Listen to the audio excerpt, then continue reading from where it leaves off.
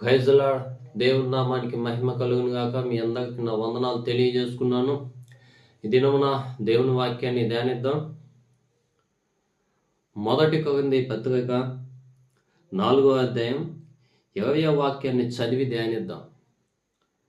దేవుని రాజ్యము మాటలతో కాదు, శక్తితోనే ఉన్నది.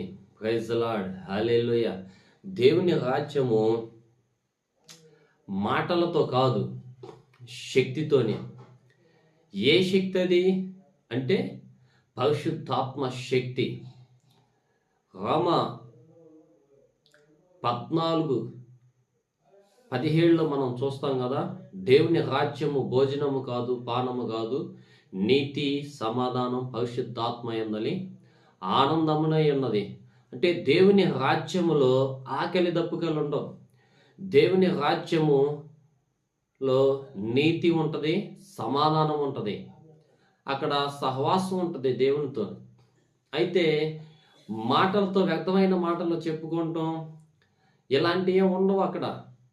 ఎందుకంటే శక్తి, దేవుని శక్తి అక్కడ ఉన్న ప్రజలు, అంటే మహిమలో ఉన్న ప్రజల మీద ఆ శక్తితో నింపబడినప్పుడు ఈ భూమి మీద మనం జీవించినంతకాలం పరిశుద్ధాత్మ శక్తితో నింపబడాలి.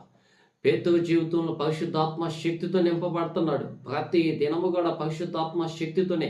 మేడగదిలో పెంతెకోస్తు దినాన పరిశుద్ధాత్మ దేవుడు ఈ భూమి మీదకి దిగి వచ్చాడు. ఒక్కొక్క నాలుకల మీద వాళ్ళగా అన్ని భాషలతో మాట్లాడాడు.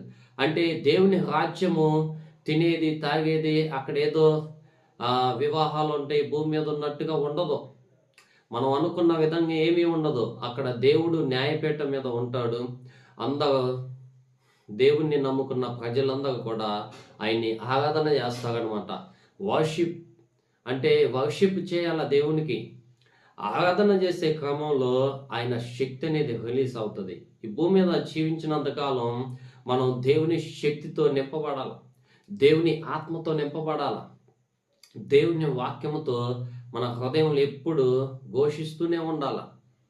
ఇవేమీ లేకుండా మన జీవితం ఉన్నట్లుగా అయితే అది వ్యర్థం. శక్తితోనే, మాటలతో కాదు. ఆ శక్తి ఎంత ప్రభావితం చేస్తుంది అంటే, పేతురుని చెరసాల్లో వేసినప్పుడు చెరసాలు పగిలిపోయినాయి. అంటే అంత శక్తి కలిగిన దేవుడు మనకున్నాడు. కాబట్టి ప్రతి దినము కూడా మనం పరిశుద్ధాత్మ శక్తితో నింపబడుతూ ఆయన రాజ్యములో శక్తిగా